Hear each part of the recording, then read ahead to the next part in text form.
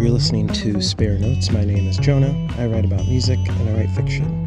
I talk to artists and folks in the music and literary industries about their creations, inspirations, evolutions, and communities, and find out how they create and reflect on their art. From a guitar riff to a drum solo to the impactful sentence or a paragraph in a fiction story or poetry, I want to see what and how artists think and formulate. What can we learn from looking at the threads of people who write literature and music when looking at them side by side? I recently interviewed the artist Gory. She's from Panvel, India.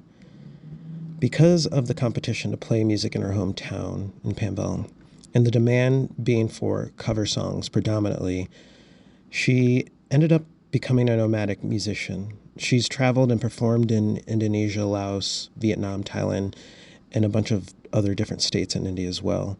She's hoping to make it to Turkey soon, then Europe. Her journey makes me wonder how often musicians are forged by traveling to different countries, as in my head, I imagine practice spaces, basements, then just playing at your local music venue. Though she loves it, Gory travels out of necessity, making music and performing however she can with the artists she meets along the way. We talk about some of these things.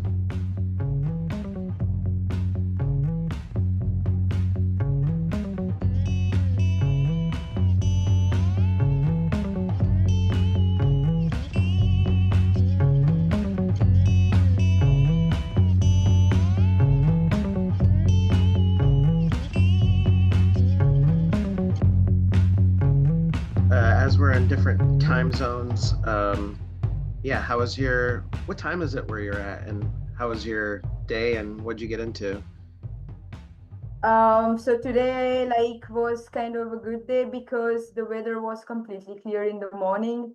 And so me and like a couple of musician friends of mine, we decided to go out and record a video for the songs of the EP, just in random place. It was really good because it was like a warehouse and the sound was echoing.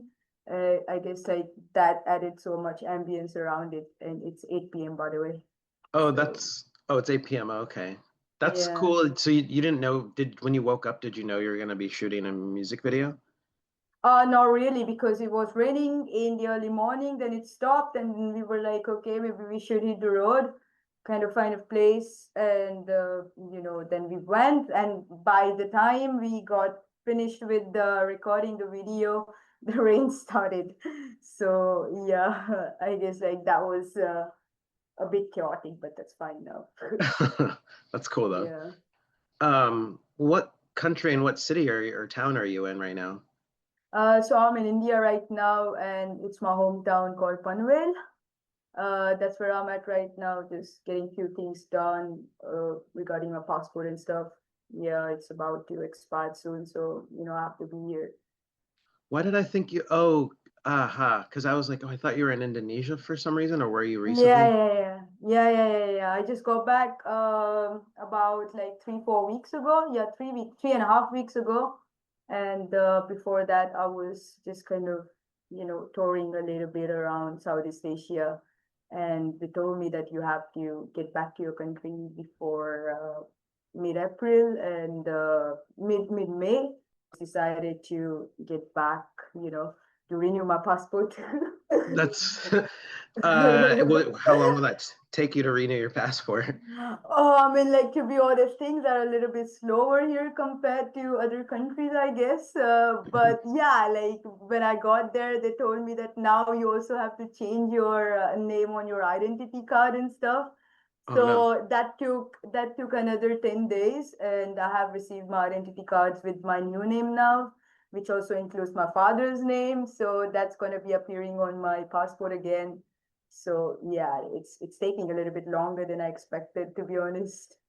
Yeah, it's funny when I was looking at your content and the descriptors in your bio, it's kind of funny to think about, like, as you self-describe as a nomadic musician, like, oh yeah, I have Mhm. to update my passport too to like do that. I mean, like it's really funny, like I got it 10 years ago, Uh-huh. because I wanted to appear for this examination called Taste of English as a Foreign Language because I wanted to go study music somewhere abroad. And yeah, I mean, like I couldn't go, of course, because of the currency differences. They are very huge compared to India. And that time, like I was informed that you will have to apply for the passport to appear for this exam. And I got it 10 years ago and I've never used it, but just for the examination. And then last year I used it for my international travels. And then, yeah, after that, like I was like, okay, I gotta go back to just renew it. What's your hometown community like how does it compare to the challenge of trying to play music in your home state? Like what's the community like in the state and then in the town? Yeah, like particularly in my town, I would say that there is no such thing as being completely mad for music. People are just living normal lives where they go to jobs, they have their food businesses, and yeah, I would say like recently I feel the change is taking place where the importance to arts and music is being given more, but definitely not to the music which I'm making and stuff, just like the local music and stuff. And if I talk about state-wise, it's there's a lot of competition. But yeah, there are certain communities who just arrange different kind of events every now and then. But still, I guess like it's pretty hard, and that's why like I have never performed in my home state, but just once. And yeah, it's kind of like crazy because probably that made me kind of travel to different states. India is very big country. Every state is like a different country, like a Mm. countries within countries. And I spent a lot of time up in the north and then the northeast and the down south. And I can say that I got more chances to perform over there than my own home state because the competition here is super big, and I don't think you get easily accepted here. So So yeah. you have to be like a huge name for them to put you on or something like to. Probably a huge name as well, and I don't know, probably the networking thing too. And they're also like I would say that the metal is getting more recognition these days in Mumbai, and yeah, I mean like other genres too. But still, yeah, things are kind of like a little bit tough, independent music or especially the genre which I'm like working on and stuff. It's kind of tough. And there's no like super small venues you could play at that would be like, They won't let you play originals. They would appreciate you more if you could just play cover songs and stuff, aha. uh, which I'm not so good at. But yeah, like as I said, like it made me travel to places just rather than just staying in my comfort zone. So it has been really amazing adventure. Yeah, that's also interesting because on your YouTube channel, it's interesting because like a lot of your older videos are all covers, right? You watched it. Let's not talk about it.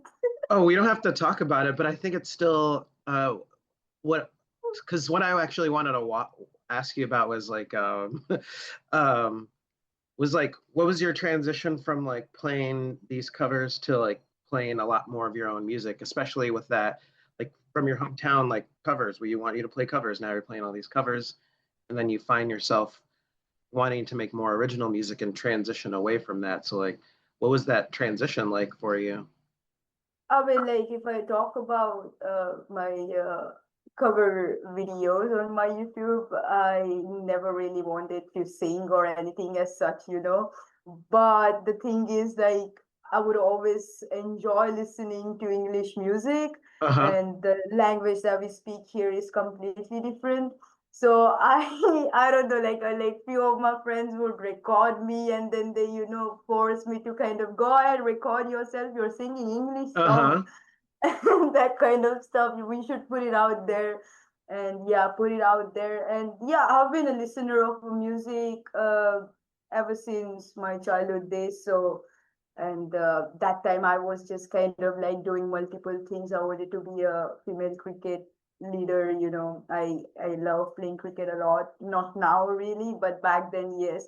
And side by side, I was just like singing the covers of whatever song that I would listen to and stuff. Sure. And then in early teenage years, I figured that I can write and I could play a couple of chords on the borrowed guitar.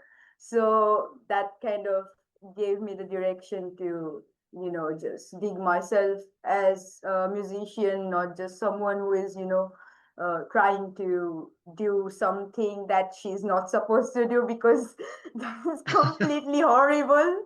But but yeah, like it has been great, to kind of just explore myself, do a lot of mistakes, a lot of errors, Yeah, and then finally, like looking at myself now, I could say that yeah, I'm like better off, doing my own stuff than trying to pretend to be someone that I'm not.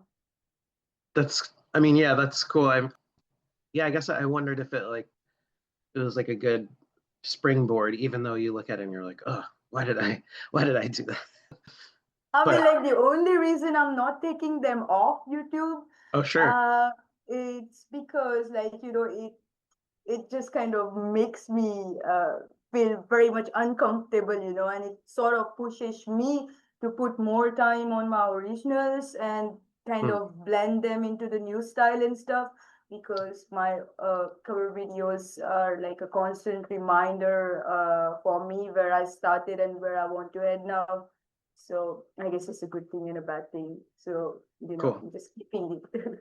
We don't have to talk about them anymore either. Yeah, but we talked about it, right? Uh-huh. It's all done. Yeah. So like your music and you've described yourself as a nomadic musician. How are your sense of community um, and music, how have they been affected through traveling to different countries like Laos, Indonesia, Vietnam, and so many different states, which you say are like little countries of themselves in India? Mhm. Like how has this like affected how you write music and your community, sense of Um, community? yeah, I mean, like it has, I guess I would say that, like traveling to these different states, especially in India as well, all the states in the Northeast India, the people over there are super talented and they are the actual musicians, I would say. And it's sad that they don't get so much attention because, everyone is just kind of follow the trends and stuff. Uh, but I hope like that breaks out someday. And like I traveled there for the second time. When I traveled there for the first time, I wasn't really, someone who was trying to take music seriously or something. So that time I had no clue about it. But the second time I traveled to the different states in the northeast side of the India, that time I felt I gained a lot of different experiences. That was the first time where I met a lot of musicians Hmm. and they encouraged me a lot. Like, although I was like literally nowhere close to, what they were making and stuff, I still felt so much accepted over there. They put up a shows for me, like, even though it's my originals and stuff, no one like kind of held me back.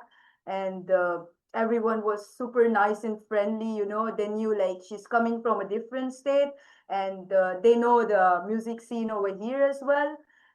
So, like that was the first starting point where, I figured out that I want to do gypsy rock music. And that just kind of like gave me the direction of changing my writing style, making it more sounding like a poems and stuff. Yeah, so that was basically the starting point of it. And then like I traveled to the different states, and by that time, like I had my like portfolio already, where like the videos and stuff where I performed before. I could just like show them, and they were like immediately impressed. Hmm. So I got chances for that as well. And yeah, if I talk about Southeast Asian scene, it's so good as well. All the countries, there are like, yes, of course, competition is everywhere. And especially when you're just like a traveler and not a local, that becomes kind of uh, weight on the local musicians too, like someone else just like kind of getting in and performing and then just gotta go away, and everyone just kind of like trying to find their spot to perform and stuff.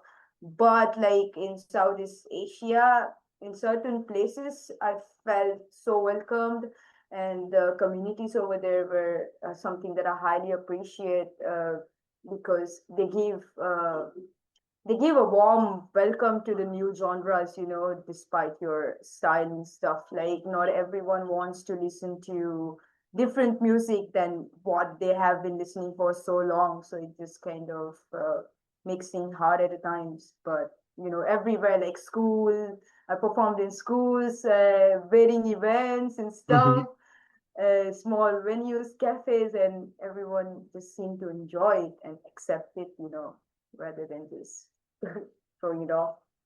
So what does that feel like, I guess, to like it's so competitive in your home state and then even neighboring states, and then to be accepted and allowed to grow like in other countries, like what do you think when you look at it in the big picture kind of way? I feel like, I mean, it could sound a little bit harsh, but I feel like the people from the other countries are accepting and loving my music more than people in my own country, I guess. And yeah, I mean, eventually it could change, or probably it won't. But without the support from the other countries, I would, quit music right now, I think. But the support, which, like, especially when you travel, you meet other people who are traveling as well from the different countries, and they listen to your music, they find it special and stuff. But I guess like when I do that in my home state and something, I become immediate competition, and that kind of like brings me down, because I'm not like trying to be in a competition with anyone or anything. I'm just like enjoying my own music journey, and hopefully, like I get a chance to perform in my home state as often as I would like to, with more of like acceptance to the original songs. So yeah. So would you say like is your sense of community connected to this like nomadic then, or Mhm. is that why you think you kind of define your music in that way? I mean, yes, I would say that like now I know like how to travel, how to find the communities, and just get connected with right people who are especially supporting independent music scene and stuff.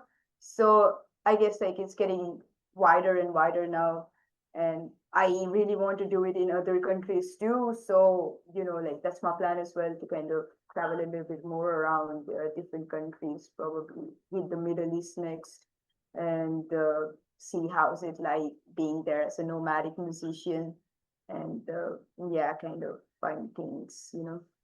Cool. On your YouTube channel, Naukden, what is that? Yeah, what's that name? Oh my God, everyone asks me this question. So I was I was a little kid, okay, so like we don't really have to take it like personally. So back then, like when I would shoot my videos, have you seen that keypad Nokia phone? Like I don't know. I don't know if I can picture it right now, but I've seen a lot of Nokias. Yeah, yeah. So the Nokia phone with the keypad like that, that's what my mother had back then. And so, like that's why like, NAU is like it was basically a NOK in the beginning, but now it's like NAUK, so NOK. And Aha, aha. yeah, like then DEN is nothing but the words out of the word destiny. So so knocked and Nokia and this thing. Like it has nothing to do with my channel, but yeah, like that's how we kept it. That's okay. Yeah. Yeah. There's this video I watched today. It's called Conversation About Music, Being a Broke Artist and Quantum Nomad with Mr. Batra. And might I say, it was a fun and funny conversation with the little the text that showed up. Like I thought it was pretty awesome. But besides that, like the slight fear and hilarity on your face, like you describe you describe nature and you said it's like mother and father and it's your God and that it helps you a lot. How does nature Yeah. help you in life? I guess like it helps me to kind of make myself feel a little bit stable because I feel like if I spend too much time around humans and stuff, I kind of get lost myself. Like my thinking process just kind of gets off. I don't have any like creativity left in me. So, but whenever I'm around nature, I feel non-judgmental. I feel more accepted, and where I can just strum my guitar and like I don't really have to, force myself to write something or anything. Everything just finds its way naturally.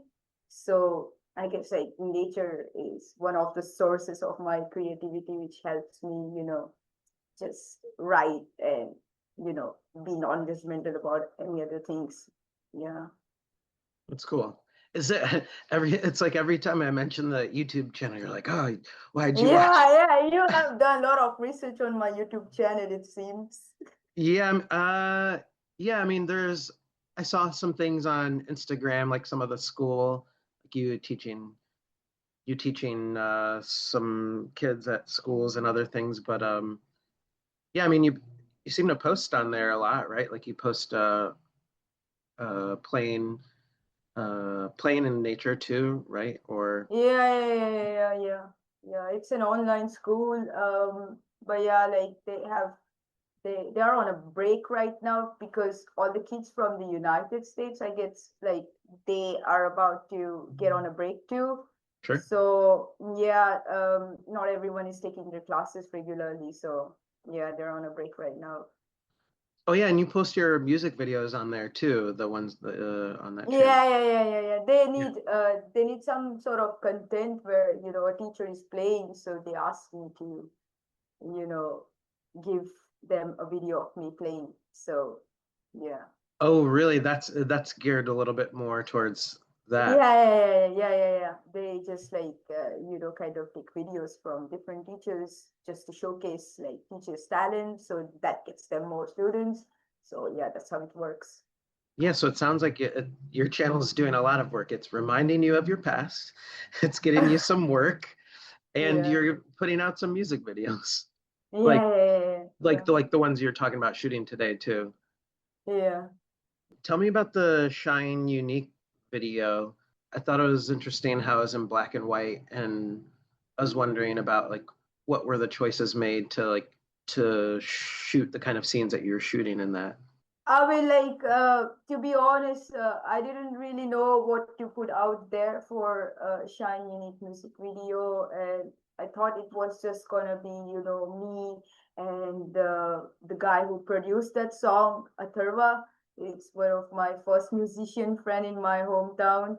Uh-huh. So yeah, like finding him was like blessing in a disguise. I was Oh really wow. happy to have a, very first friend who is into music as well. And I just found him last year, and then we were kind of confused for a bit, like where do we want to take this video? I thought like it's gonna be in the nature as usual. So, but yeah, when we went in the nature, we found a lot of different people, doing different kind of works. So, that's really hardworking and stuff. And I thought like maybe it would be a good idea to kind of record these people, like I feel like, those who have everything, including myself, a shelter, a food, and time to time water and clothes to wear, we have a lot of things to complain about, Like even the smallest things can make us kind of get sick of life and stuff.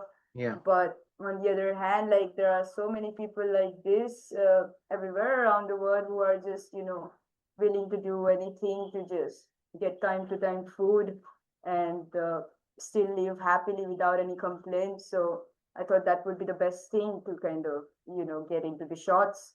And yeah, luckily I found those people because like when I found one family that I went a mile away and stuff, and then I found another, so that kind of led me to storylining of it.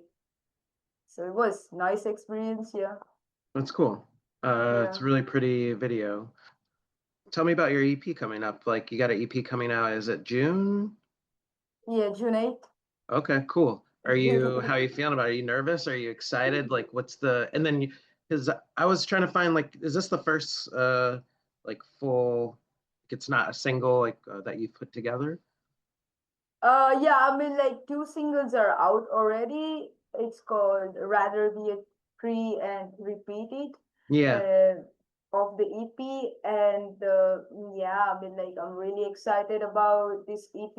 It's because, like as I was finding myself, as a musician and stuff, I guess like that stage is kind of really tricky, because you are being told so many things by different people.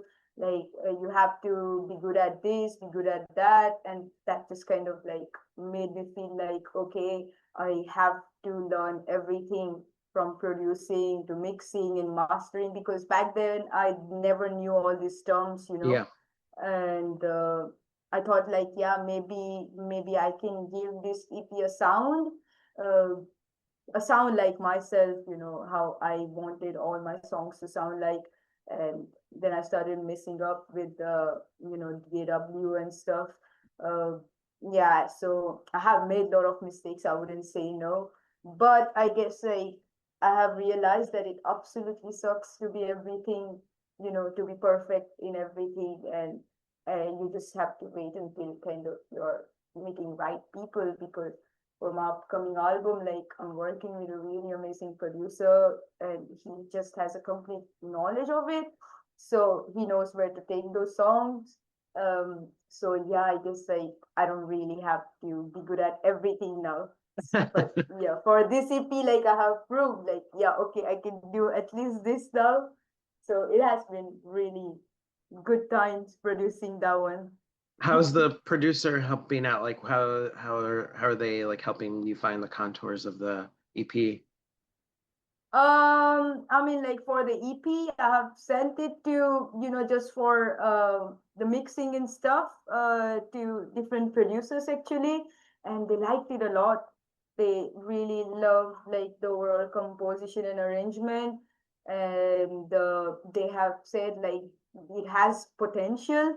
So I don't know, like, I'm just gonna put it out and like see where it goes. Like Oh, I thought you said you had a producer on this one already. no, no, no, no, not this one. The next one. Okay, okay, okay. Yeah, yeah, yeah. This one, like, it was a self-cry, just to see how it is to be a producer. I It mean, was that's cool. scary. I mean, a little like forced self-growth doesn't hurt sometimes, right? Like it could But be, it does hurt. it does hurt. It does hurt. Like, oh, do I have to do, why though? Right, yeah, yeah, yeah, just like that. Yeah. Yeah. But yeah, yeah, I realized like it's not really necessary to be honest. But yeah, it's Um, fun. Mm.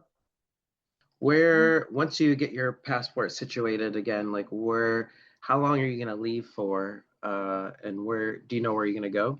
Yeah, I mean, like so far, my friend have told me that Middle East should be our next location, because like I made a lot of different friends on my trip, and right now even they're on break, just gonna go take day jobs, night jobs, and earn a lot of money, and that's what I'm doing too, to kind of back myself with the finances and stuff, and mostly it's gonna be Turkey next. Oh, cool. And yeah, I mean like that's gonna be the starting point, and after that I guess just the countries around. sometime in future, I feel like I also have to go to Europe, which is kind of scary because the currency difference is very, very, very crazy Oh, compared to Indian rupees and the European, what is it, pounds, yeah. So euros. euros, yeah. So, like that's what I'm thinking, that I don't know like what I'm gonna do, but I'm sure like, there's gonna be a lot of like-minded people who are, gonna have really nice time along with me as a musician. So yeah, let's see Cool. where it goes. Cool. That sounds like fun. That'll be awesome. Yeah, And I'll just make sure to like keep looking at your YouTube so I know where you you are in the world. sure. All right, well, it was a pleasure talking to you. Thanks for taking the time. Yeah, thanks for Uh, taking your time as well.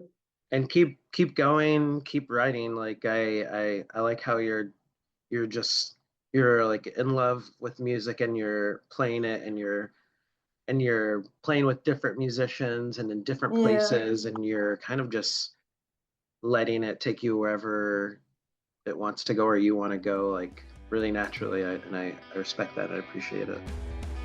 thanks much. Yeah. Take care. Yeah, you too. Bye. Bye.